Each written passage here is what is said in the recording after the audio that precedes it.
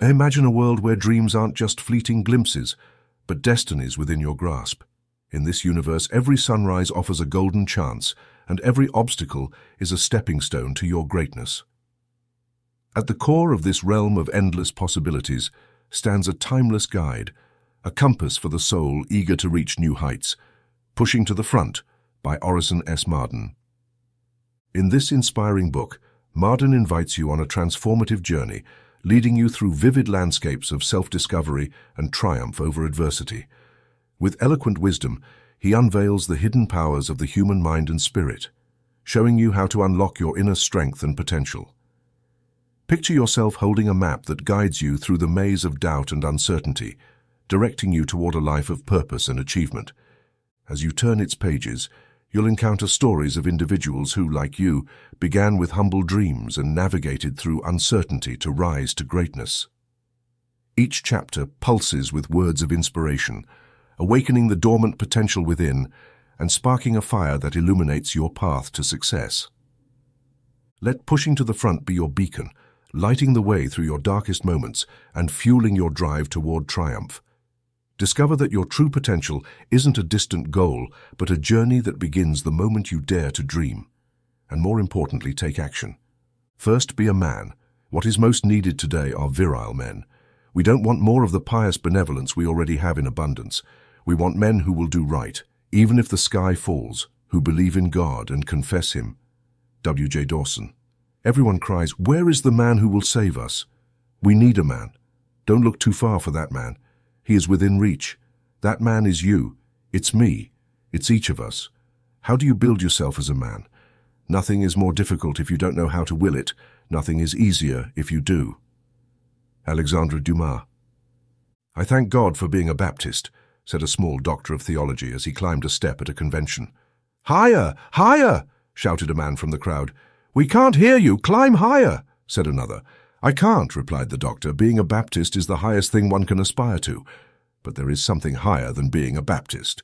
It is to be a man. Rousseau said, according to the order of nature, men are equal, and their common vocation is the profession of humanity. And whoever is well educated to fulfill his duty as a man cannot be ill-prepared to perform any function related to it. I care little if my student is destined for the army, the clergy, or the bar. The profession I want to teach him is to live. When I am done with him, he will certainly be neither a soldier, nor a lawyer, nor even a priest. But first he will be a man. Fortune may move him from one rank to another as it pleases, but he will always find his place. I must first become a man. If I don't, I will accomplish nothing, replied young James A. Garfield when asked what he wanted to do. Listen to me, men, cried Diogenes in the marketplace of Athens. And when a crowd gathered around him, he said with contempt, I called for men, not swine. One of the world's great needs today is for men and women who are robust enough to endure the strain of our concentrated civilization. The man and woman of the future must have an excess of animal spirit, a reinforced health. Mere absence of disease is not health. True health is the overflowing source, not the half-full one, that gives life and beauty to the valley below. True health is found only in those who rejoice in their animal existence, whose very life is a luxury, who feel a joyful pulse beating through their entire body, who sense life in every limb, like dogs coursing through their bodies or boys sliding over ice fields. Such a man has no need for a doctor. By being a balanced person, he avoids the lawyer by staying debt-free, the demagogue by rejecting honest men, and poverty by being industrious. Nephew, said Goodler, a Guinean slave trader, entering the room where his uncle was conversing with Alexander Pope, you have the honor of seeing the two greatest men in the world. I don't know what great man you will become, he said, eyeing him disdainfully because of his small physique, but I don't like your appearance. I've often bought a much better man, all muscle and bone, for only 10 guineas. A man is never as happy as when he is self-sufficient and able to walk without crutches or a guide. Jean-Paul Richter said, I have made of myself all that I could, and no man should demand more. The body of an athlete and the soul of a sage, that is what is required to be happy. Voltaire wrote to Helvetius, though there are millions of people unemployed in the United States, it is very difficult to find a complete, reliable, self-sufficient and hard-working man or woman, young or old, for any position, whether as a servant, office worker, teacher, brakeman, driver, engineer, accountant, or any other. It is almost impossible to find a truly competent person in any field. Often, many attempts are required before finding a moderately well-filled position. We live in a superficial age. Very few people seriously prepare for their work. Among the thousands of young women trying to make a living by typing, many are so ignorant, so inadequate even in common tasks, that they write poorly, use incorrect grammar, and know almost nothing about punctuation. In fact, they butcher the English language. They know how to copy like parrots, and that's all. The same superficiality can be found in nearly every type of business. It is almost impossible to find a first-rate mechanic. He hasn't learned his trade. He stumbled into it and ruins everything he touches, wasting good material and losing precious time. In the professions, it is true, more skill and fidelity can be found, but they are generally developed at the expense of broad-mindedness and morality. The completely professional man is limited. Worse still, he is in a sense an artificial man, a creature of technicalities and specializations, disconnected from both the great truths of nature and the salutary influence of human conversation in society. The man most absorbed in his professional competence is often a dullard. He has drowned his personality in his expertise. The goal of every man should be to ensure the highest and most harmonious development of his powers to form a complete and conscious whole, says Humboldt. Some men impress us as if they are full of immense possibilities. They seem to have a part of the intellect that is grand, a phenomenal power of penetration. They give the impression of knowing everything, of having read everything, of having seen everything. Nothing seems to escape their sharp vision. Yet somehow they never fail to disappoint our expectations. They raise great hopes, only to frustrate them.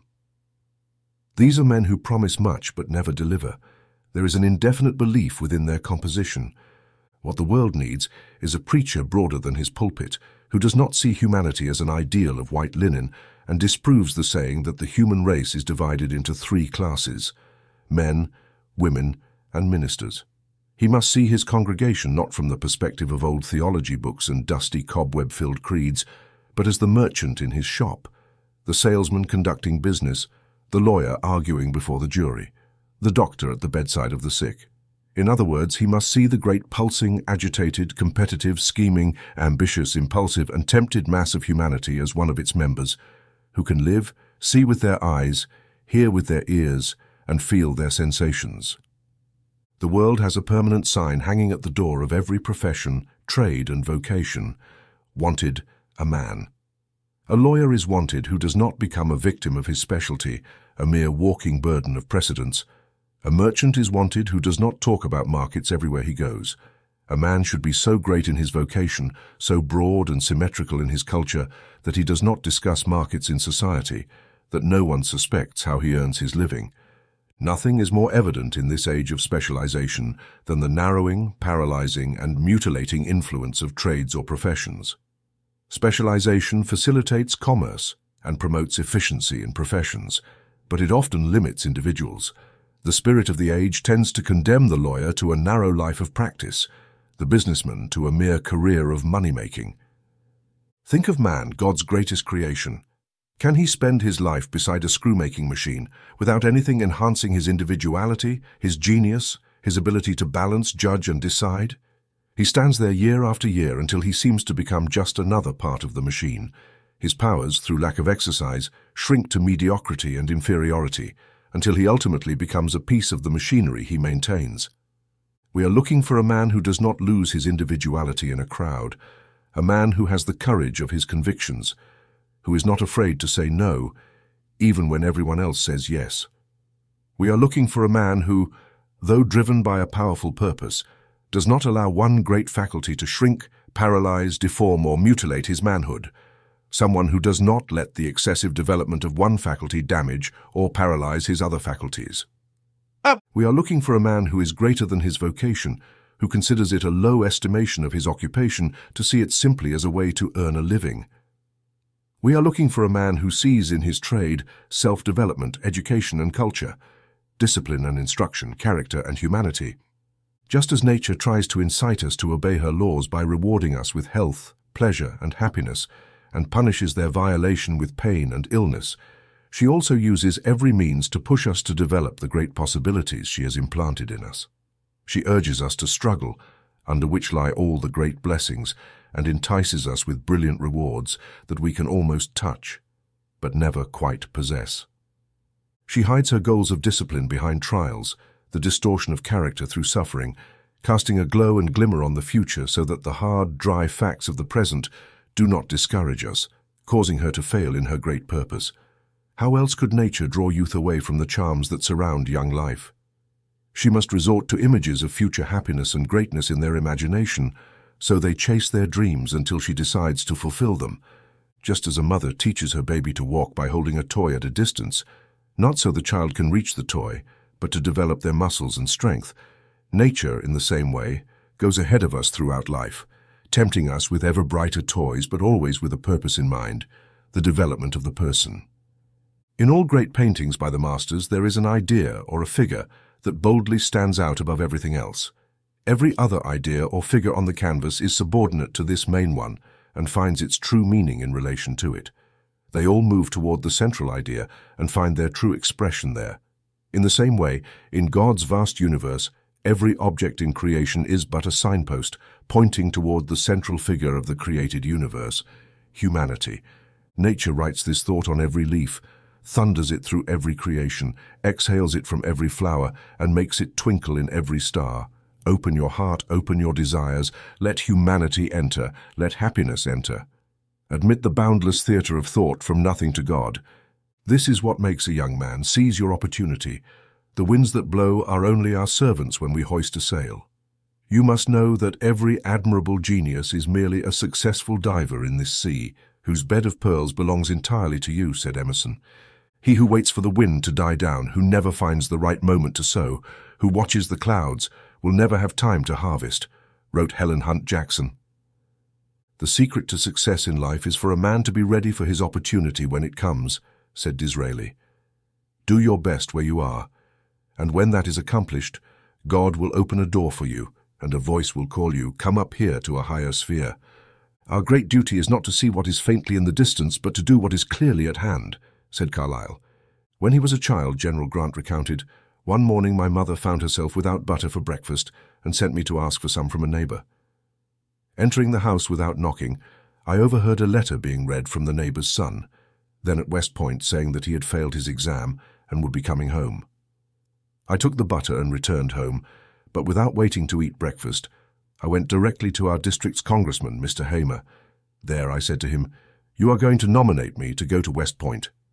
The young man who begins life with a firm determination to make the most of his eyes, to let nothing escape that can serve his progress, who keeps his ears open to everything that can help him along his path, who keeps his hands ready to seize every opportunity, who is always attentive to anything that can help him advance in the world, and who transforms every life experience into paint for the great canvas of his life.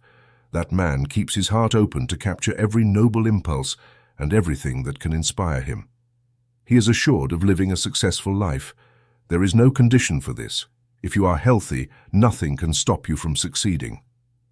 The Zion Herald reports that Isaac Rich donated $1.75 million to found Boston University of the Methodist Episcopal Church, and he had started his business at the age of 18, with only $3 or $4 in his pocket.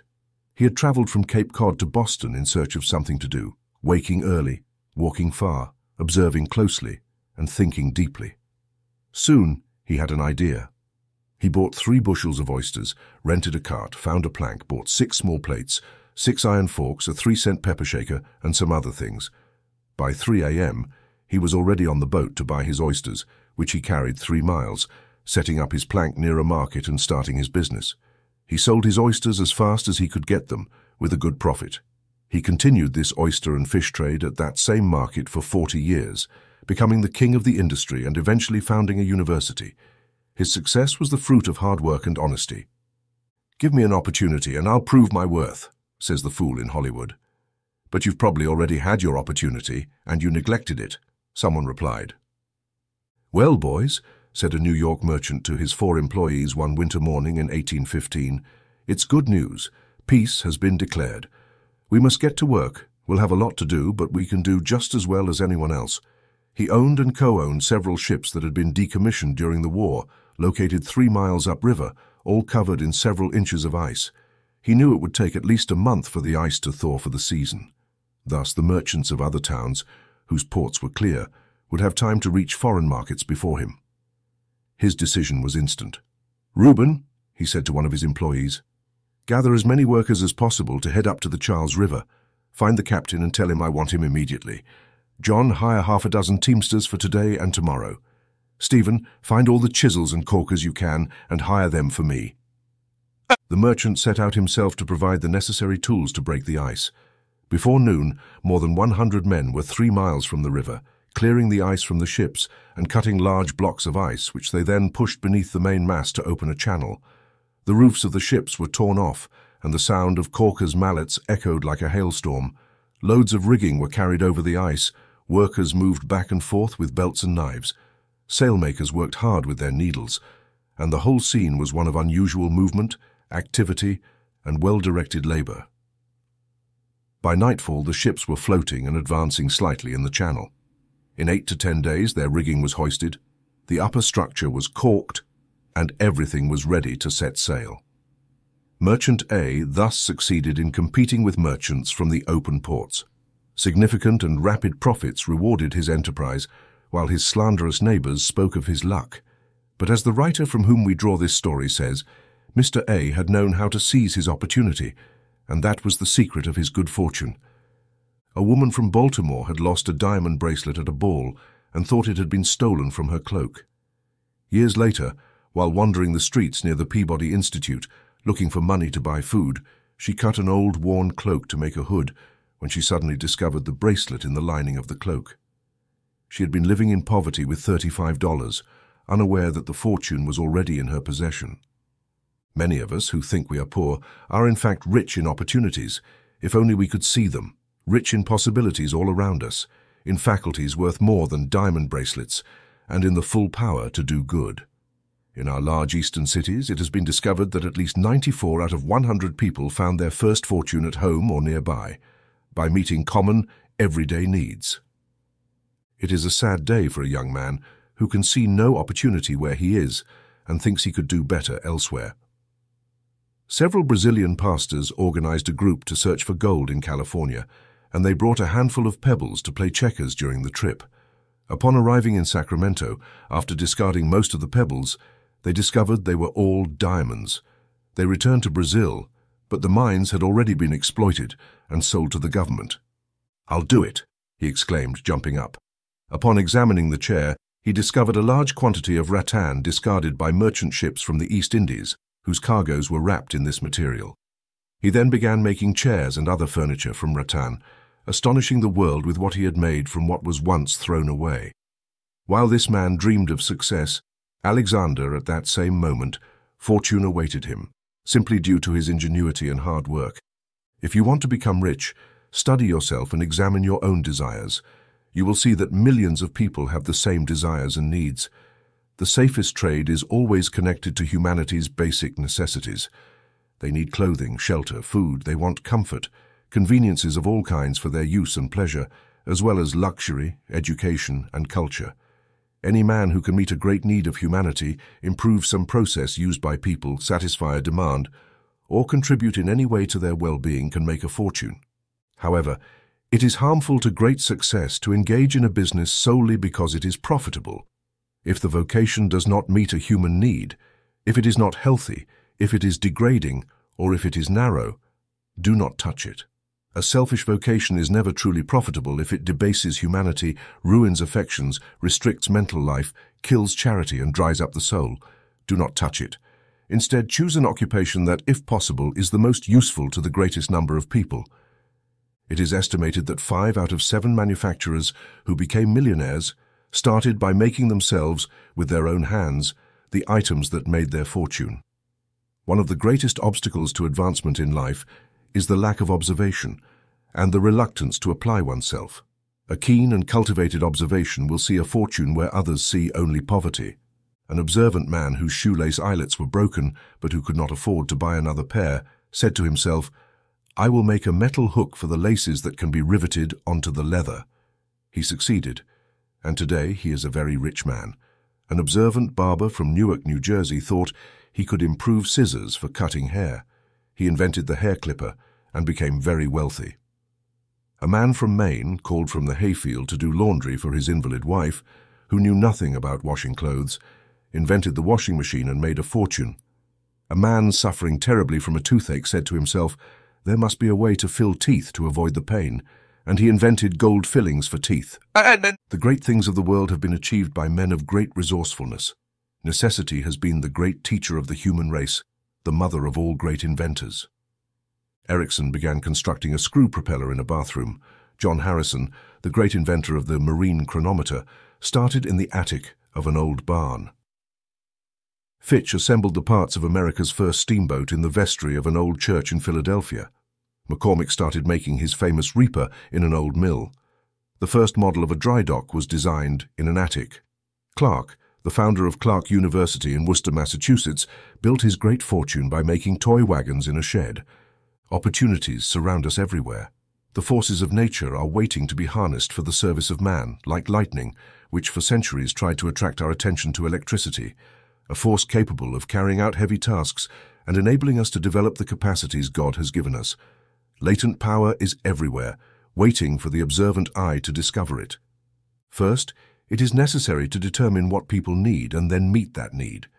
An inventor might very well come up with a clever way to make chimney smoke go in the opposite direction, but it would be of no use to humanity. The patent office in Washington is filled with wonderful devices and ingenious mechanisms, yet not 1 in 100 is of real use to either the inventor or the world. And still, how many families have been impoverished and suffered for years in need and misery while the father worked on useless inventions? These men failed to study the needs of humanity. At Stewart lost 87 cents, while he only had $1.50 by buying buttons and thread that no one wanted. After that, he vowed never to buy what people wouldn't want again. The first thing a young man arriving in a city to settle down must do is become indispensable to the person who employs him, no matter what his status was back home. That past no longer matters until he has proven the value of what he can offer. If he avoids work, however humble it may be, that work will eventually avoid him. But the young man who comes to the city to make his way in the world is not afraid to give his best effort, whether he is paid or not. Those who quickly find paid employment are the ones who seem indifferent to the early difficulties. However, the young man who deserves his place will eventually earn it, and it is only a matter of time before he proves his worth. The same goes for young women. It may seem as though there is no room for them to earn a decent living, but as soon as they dignify their position, sufficient space opens up for them, and their progress is rapid. What people in the city seek most is to find individuals capable of assuming important roles. The question of securing a job is quickly resolved based on the qualities the young person brings from home. Perseverance and character, shaped from childhood, are decisive. The success of a boy or girl depends on the energy of their character, developed in their early years at home. When you examine the experiences of men and women who made their mark in the city over the past 100 years, you'll find that it was the excellent qualities forged at home that formed the foundation of their later success. Don't think that you lack opportunities in life because you have no capital to start with. Most of today's rich men began poor. In fact, you would likely ruin yourself if you had capital. True success comes from what you develop within yourself by earning it. It is estimated that there isn't one son of a rich man in 10,000 who dies rich. God has given every man capital to start with. We are born rich. A person is rich who enjoys good health, a sound body, and strong muscles. A person is rich who has a good mind, a good temperament, and a good heart. A person is rich who has 2 good hands with 5 opportunities in each. Every man is equipped as only God could equip him. What wealth he possesses in the marvelous mechanism of his body and mind. It is individual effort that has accomplished everything worthwhile in this world. Money to start with is merely a crutch, and if some misfortune were to take it away from you, it would only make your downfall more certain. How did all this begin? There is no doubt that today's captains of industry, using the term in its broadest sense, are men who started their lives as poor young boys. Poverty is terrible, it's true, and sometimes it destroys the very soul within us. But it is the north wind that beats men into becoming Vikings. It is the gentle southern breeze that lulls them into lotus dreams. It is often said that humanity is the ladder of young ambition, as Shakespeare noted. Seth Lowe, the millionaire manufacturer and philanthropist from Pawtucket, Rhode Island, tells that 50 years ago he persuaded his father to let him leave home in Dudley, Massachusetts, to make his own way. One May morning in 1845, the old farm horse and cart were harnessed, and dressed in their Sunday best, his father and he set off for Worcester. Their goal was to secure for Seth a job advertised in the Worcester County Gazette, which read, "Boy wanted immediately at the Gazette office. A boy of good disposition, able to handle heavy rolls." The financial terms were $30 for the first year, $35 for the second, and $40 for the third, with lodging provided in the employer's home. These terms were accepted, and he began work the next day. The Gazette was an ordinary 4-page paper. Seth quickly learned what a heavy roll meant, as the newspaper was printed on a Washington-style hand press, and the 2,000 copy edition required 2 long 10-hour sessions each week. The front side was usually printed on Fridays, making for a busy day. The back side was printed around 3 or 4 in the afternoon on Tuesday, and it wasn't uncommon for Seth to go to bed around 3 in the morning on Wednesday, exhausted and limping due to the heavy rolls. He also had the tedious task of carrying water from the pump behind the stable to the front entrance and then up 2 flights of stairs, a daily chore. At the start, Seth was everyone's servant. He was mistreated, given nicknames, had to sweep the office, light the fire in winter, run errands, send bills, deliver newspapers, and serve the editor. In fact, he lived the life of a true press slave.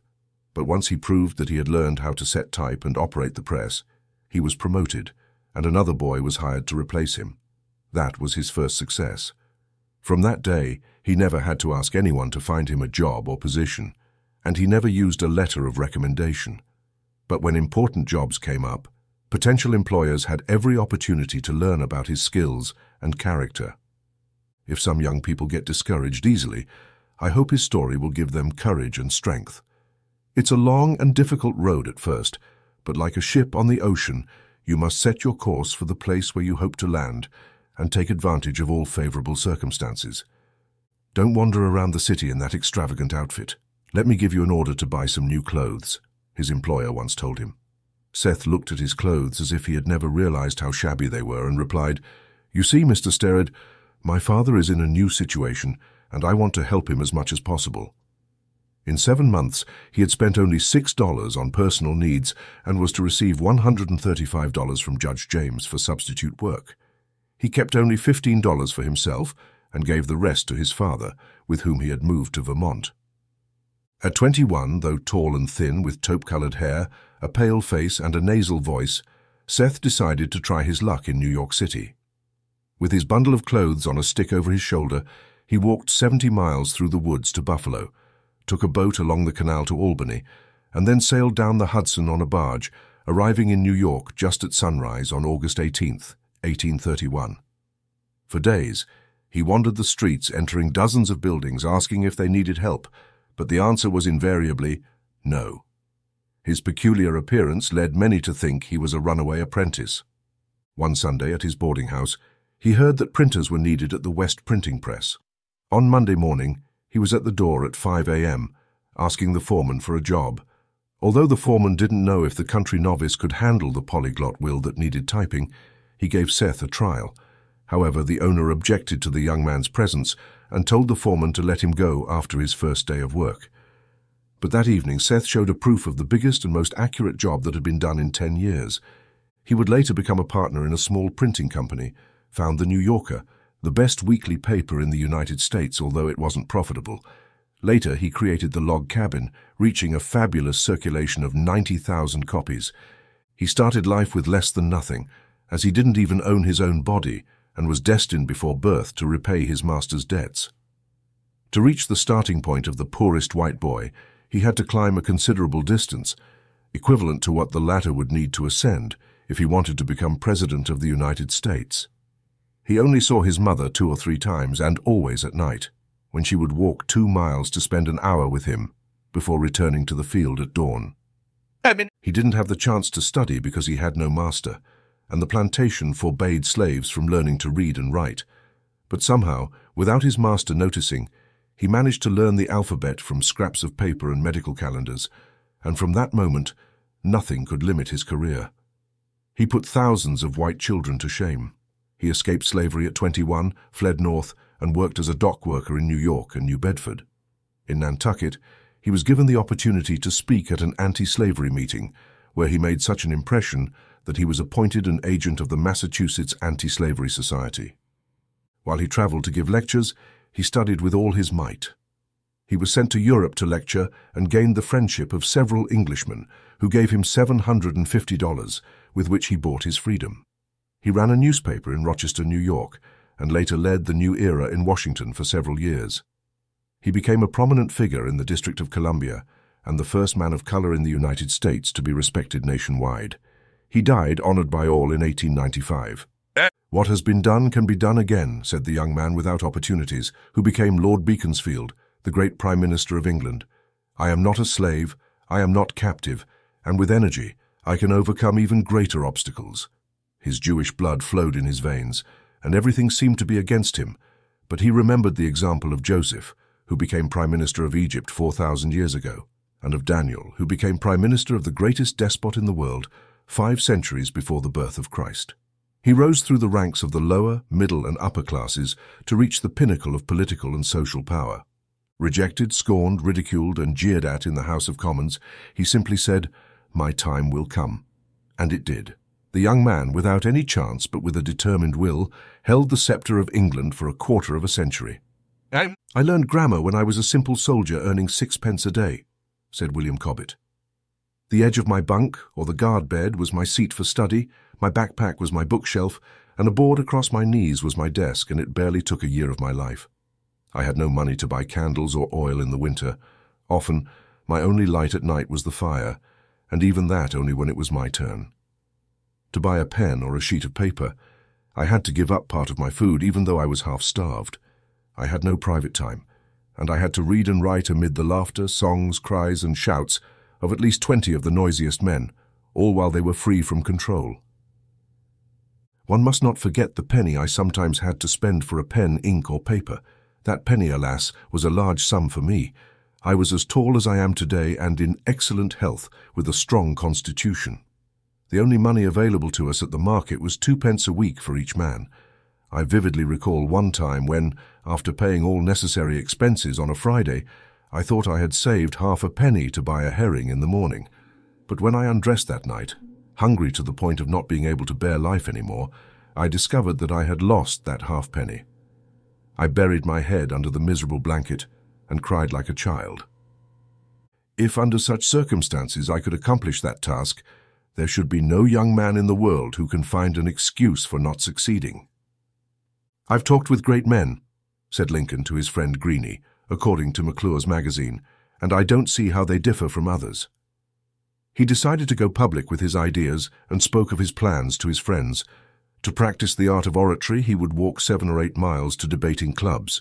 For him, practicing rhetoric was an exercise. It seems that this was the first time he began to study seriously. He chose grammar.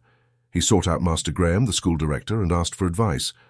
"If you want to present yourself in public," Mr. Graham told him, "you should do so without hesitation." But where could he find a grammar teacher? There was only one in the area, 6 miles away, said Mr. Graham. Without waiting for further information, the young man rose from the breakfast table, went straight to the place, borrowed a copy of Kirkham's Rare Grammar, and by nightfall he had already immersed himself in its mysteries.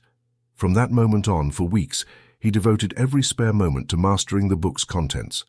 Often, he would ask his friend Greene to hold the book while he recited, and when confused by a point, he would consult Mr. Graham. Lincoln's desire to learn was such that the whole neighborhood became interested. The Grinnis lent him books, the schoolmaster encouraged him and helped him as much as he could, and even the village cooper allowed him to come into his workshop to take advantage of the firelight to read in the evenings. Quickly, he mastered grammar. "Well," Lincoln said to his companion Greene, "if that's what they call science, I think I'll bet on it." He had made another discovery: he could master any subject. The poor and friendless young man, George Body, tired and hungry, knocked on the door of an inn in Concord, New Hampshire, asking for permission to chop wood in exchange for shelter and breakfast. Half a century later, he passed by there again, but this time George had become one of the world's greatest real estate bankers. Bishop Fowler declares that one of the greatest attractions of our time is that ordinary men, through extraordinary industry, reach the highest heights. Greeley's father, seeing the child trying to harpoon a docile ox on the other side, said, "This boy will never succeed in the world. He won't even know enough to come in when it rains." Greeley was too poor to wear socks, but he persevered for hours and became one of the finest editors of his century. Handel's father despised music and forbade any musical instrument in the house, but the boy, with a determined goal, managed to obtain a small spinet, which he hid in the attic, where he practiced every moment he could steal without being detected, until he astonished the greatest performers and composers in Europe with his prodigious musical knowledge. He was very pragmatic in his work, studying the tastes and sensibilities of the public until he understood exactly what they wanted. He then composed something to satisfy that demand, analyzing the effect of sounds and sound combinations on the senses, and wrote directly for human needs. His most important work, The Messiah, was composed in Dublin to aid poor debtors who were imprisoned there. The influence of this masterpiece was immense. It was said to preach more than preachers, pray more than prayers, reform the lost and soften hearts of stone by telling the wonderful story of redemption through music. At Stewart began his life as a teacher in New York, earning $300 a year. He quickly resigned and embarked on a career in commerce, where he found almost unprecedented success. Honesty, fixed prices, payment upon delivery, and business conducted according to strict commercial principles were his unchanging rules. Regularity and an absolute system reigned in all departments. By the age of 50, he had amassed a fortune of $30 to $40 million. He was appointed Secretary of the Treasury in 1869, but it was discovered that the law prohibited a merchant from holding this position. He offered to resign or donate all profits from his business to the poor of New York while in office, but President Grant refused this offer. The poor Kepler constantly struggled with difficulties and made a living by practicing astrology, saying that astrology, the daughter of astronomy, had to support her mother. But imagine a scientist wasting his precious time on horoscopes. Moeslin wrote, "I beg you, if there is a vacant position in your town, do your best to get it for me, and tell me the prices of bread, wine, and other goods, for my wife is not used to living on beans." He had to accept all kinds of jobs, writing almanacs and working for anyone who could pay him. Who could have predicted that the modest and peaceful Raphael, without wealth or a notable family, would carve his path to fame? Or that one of his paintings, just 66.75 square inches in size and depicting the mother of Jesus, would be sold to the Empress of Russia for $66,000. His Madonna of Ansidei was purchased by the National Gallery for $350,000. Think of Michelangelo working for 6 florins a month for 18 years on St. Peter's for nothing. Dr. Johnson suffered from the king's evil. As a young man, he couldn't even join in his companion's leisure because he couldn't pass by a gutter without lowering his head near the street. He read and studied intensely. Eventually, a friend offered to send him to Oxford but failed to keep the promise, and the young man had to return home. Shortly after, his father died insolvent. Johnson overcame financial adversity and physical afflictions with the strength of a true hero. Washburn, a poor boy born near Worcester, Massachusetts, became an apprentice blacksmith and was so shy that he barely dared to eat in the presence of others. But he decided he would make the best wire in the world and invent ways to produce it in large quantities. At the time, no good wire was made in the United States. A company in England had held a monopoly on the manufacture of steel piano wire for over a century. However, young Washburn had tenacity and was destined for success. His wire became the standard everywhere. He produced 250,000 yards per day, consuming 12 tons of metal and employing 700 men. He made a considerable fortune, much of which he distributed during his lifetime, leaving the rest to charitable institutions. John Jacob Astor left home at 17 to seek his fortune. His capital consisted of $2 and 3 principles: be honest, work hard, and never gamble. 2 years later, he arrived in New York and began working in a fur shop for $2 a week with meals included. He quickly learned the details of the trade and began operating on his own, personally handling each purchase and sale. crossing forests to trade with the Indians, or crossing the Atlantic to sell his furs at great profit in England. He soon became the leading fur merchant in the United States. His conception of what constituted a fortune grew faster than his acquisitions. At 50, he possessed millions, and by 60, his millions were his alone. He invested in land, eventually becoming the richest real estate owner in America. Although generous with his family, he rarely gave to charity. Once, he subscribed $50 for a charitable cause, when a committee member told him, "We hoped for more, Mr. Astor. Your son gave us $100. Astor, the wealthy fur trader, laughed and replied, "William has a rich father, mine was poor." Helio Burrid wrote in a journal he kept in Worcester, where he went to succeed, about his privileges of access to a library. Here are some of his notes. Monday, June 18th, headache, 40 pages of Cuvier's Theory of the Earth, 64 pages of French, 11 hours of blacksmithing. Tuesday, June 19th, 60 lines of Hebrew, 30 of Danish, 10 of Bohemian, 9 of Polish, 15 names of stars, 10 hours of blacksmithing. Wednesday, June 20th, 25 lines of Hebrew, 8 of Syriac, 11 hours of blacksmithing. He mastered 18 languages and 32 dialects, and became famous as the scholarly blacksmith for his noble work in the service of humanity. Edward Everett said that the way this boy, without access to education, had achieved such knowledge would make anyone with better opportunities hang their head in shame. "I was born into poverty," said Vice President Henry Wilson. "Misery was beside my cradle. I know what it's like to ask for bread from a mother who has nothing to give. I left home at 10 and became an apprentice for 11 years, receiving only a month of school each year. After those 11 years of hard labor, I was given a pair of oxen, 6 sheep, and $84. I never spent a single dollar on pleasure, counting every penny from my birth until I was 21.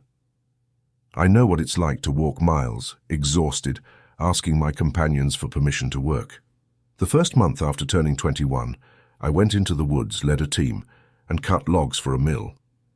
I would get up before dawn and work hard until sunset, earning the magnificent sum of $6 for that month. Each of those dollars seemed as big as the moon tonight. Many sons of farmers, said Thurlow Weed, found the best opportunities for mental improvement during their leisure time while tending the sap bushes. This was true of my own experience. In the evening, all that was required was to feed the boilers and maintain the fire as the sap was collected, and the wood was chopped before nightfall. During the day, we always had a good supply of fat pine, and the light burning in front of the sugar cabin allowed me to read, adopting the posture of the serpent as punishment for tempting our first ancestor. I spent many delightful nights reading this way. I remember reading a history of the French Revolution and gaining a better understanding of its events and horrors than from all my later readings. I also remember the joy I felt when I was able to borrow books from Mr. Kells after walking 2 hours through the snow without shoes, my feet wrapped in carpet scraps. "That fellow will surpass us all one day," said a merchant about John Wanamaker and his immense dedication to his work. What prediction could be made of a young man who started his business with a few clothes in a wheelbarrow on the streets of Philadelphia? But that young man had the indomitable spirit of a conqueror, and no one could stop him. General Grant said of George, "Mr. Wanamaker could command an army." His colossal energy, method, industry, frugality, and high moral principles attracted the attention of President Harrison, who appointed him Postmaster General. Jacques Aristide Boucicaut began his commercial career as a clerk in a fabric shop in a small provincial town in France.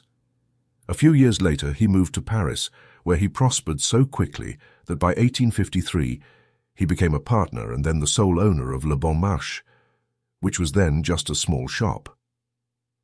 Under his direction, it became one of the most unique establishments in the world. His idea was to create a business that combined philanthropy and large-scale commerce. Every person working for him rose in rank based on seniority and the quality of their service. He provided education, medical care, and a free library to his employees, as well as a provident fund that provided a small capital to men and a dowry to women after 10 to 15 years of service. He also created a free reading room for the public and an art gallery where artists could exhibit their works. After his sudden death in 1877, his only son continued his projects until his own death in 1879. His widow, Marguerite Guérin, carried on and expanded his business and philanthropic projects until her death in 1887. This family laid the foundation for a building covering 108,000 square feet, with numerous annex buildings, for a business employing 3,600 people with sales reaching nearly $20 million a year. Every department continues to thrive as before, following the founder's instructions. They are no longer physically present, but their spirit and ideas still permeate this vast establishment. Everything is sold with a small profit and a clearly marked price, and any item that no longer pleases the buyer can be exchanged or refunded without difficulty. When James Gordon Bennett was 40 years old, he gathered all his savings, amounting to $300, and in a basement, with a plank set on 2 barrels as a desk, he became his own typesetter, accountant, editor, newspaper seller, and proofreader. This is how he founded the New York Herald. Up until then, in his literary works, he had tried to imitate Franklin's style, but like all imitators, he failed completely, losing 20 years of his life trying to be someone else. The first time he showed what he was truly capable of was in the salutation of the Herald, from which here is an excerpt. "Our only compass will be solid and practical common sense, applicable to business and daily life. We will support no party. We will be the organ of no faction or clique. We will concern ourselves with no election or candidate, from president to sheriff. We will strive to report the facts on all public and appropriate subjects, stripped of all verbiage or embellishment, with commentary, where necessary, that is fair, independent, bold, and good-humored." Joseph Hunter was a carpenter, Robert Burns a ploughman, Kit a pharmacist, Thomas Carlyle a mason, and Hugh Miller a stonemason. Rubens, the artist, was a page, Swedenborg a mining engineer, and Dante and Descartes were soldiers. Ben Jonson was a bricklayer and worked on the construction of Lincoln's Inn in London, with a trowel in hand and a book in his pocket. Jeremy Taylor was a barber, Andrew Johnson a tailor. Cardinal Wolsey was the son of a butcher, as were Defoe and Kirk White. Michael Faraday was the son of a blacksmith and even surpassed his master, Sir Humphrey Davy, who had been an apprentice to a pharmacist. Virgil was the son of a gatekeeper, Homer of a farmer, Pope of a merchant, Horace of a grocer, Demosthenes of a cutler, Milton of a scribe, Shakespeare of a wool dealer, and Oliver Cromwell of a brewer. John Wanamaker's first salary was $1.25 per week. At Stewart began his career as a schoolteacher. James Keene drove a milk cart in a California village, and Joseph Pulitzer, owner of the New York World, was once a boiler stoker on a Mississippi steamboat. As a young man, Cyrus Field was a clerk in a New England store, George W. Childs was a messenger for a bookseller at $4 a month, and Andrew Carnegie started as a telegraph office employee in Pittsburgh for $3 a week. C.P. Huntington sold butter and eggs for whatever price he could get by weight or by the dozen. Whitelaw Reid was a newspaper correspondent in Cincinnati for $5 a week, and Adam Forepaugh was a butcher in Philadelphia. Sarah was an apprentice seamstress. Adelaide Nielsen started as a nursemaid, and Miss Braddon, the novelist, was an actress in provincial theatres.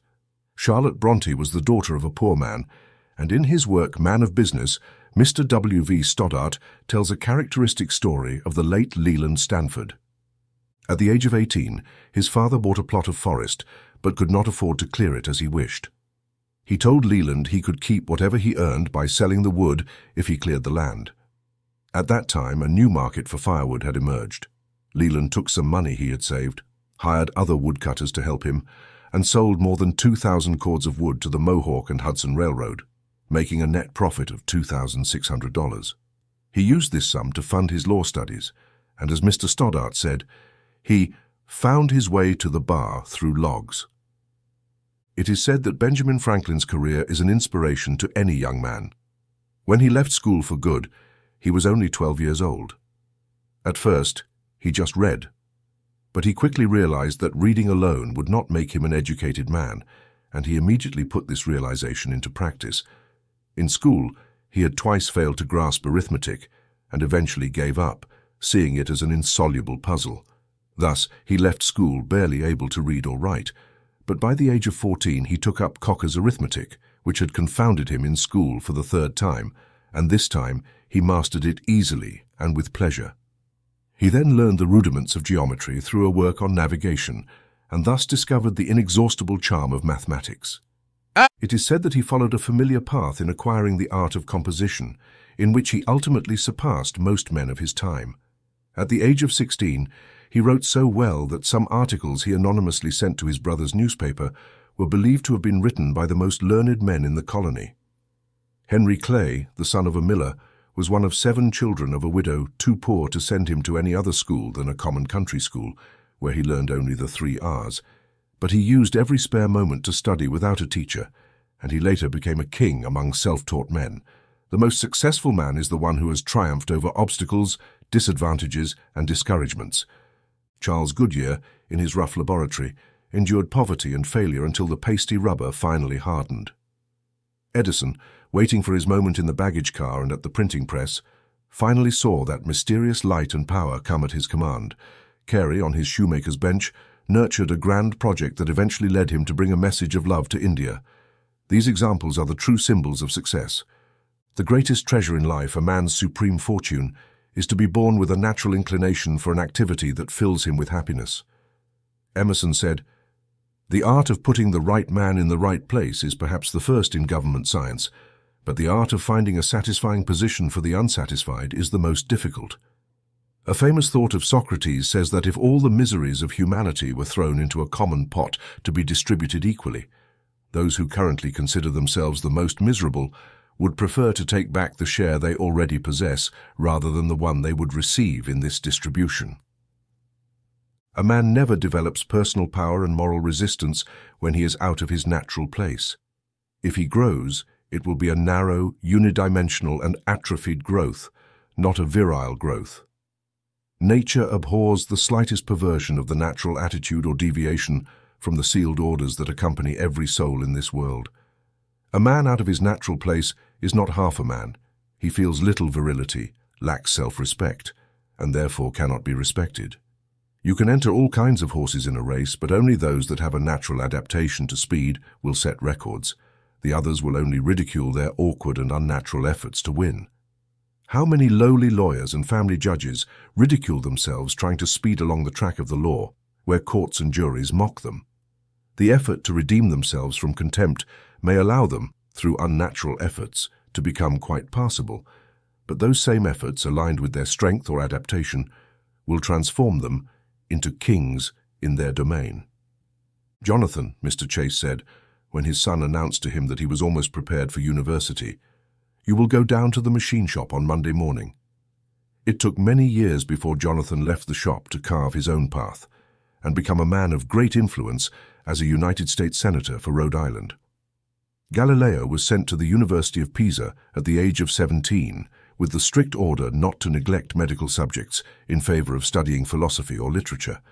But at 18, he discovered the great principle of the pendulum thanks to a lamp swinging in the cathedral. John Adams' father was a shoemaker, and in trying to teach his son the trade, he gave him capes to cut according to a pattern that had a 3-cornered hole for hanging. The future statesman followed the pattern with the hole and all. There is a tradition that Tennyson's early poems were published at the instigation of his father's coachman. His grandfather gave him 10 shillings to write an elegy on his grandmother, and while handing him the money he said, "Take this. It is the first money you have earned with your poetry, and believe me, it will be the last." Murillo's mother had marked her son for the priesthood, but nature had already placed her hand on him and marked him as her own. One day, she was surprised to see, while returning from church, that the child had taken down the sacred family painting of Jesus and the lamb and had painted his own hat on the Saviour's head, changing the lamb into a dog. The poor boy's home fell apart, and he set off on foot and alone in search of fortune. All he had was courage and determination to make something of himself. He not only became a famous artist, but also a man of great character. "We, who are so exceptionally intelligent and scholarly," said Chucky, "have great tenderness and pity for people who are not endowed with the prodigious talents we possess." I have always felt appreciation for the Opencos.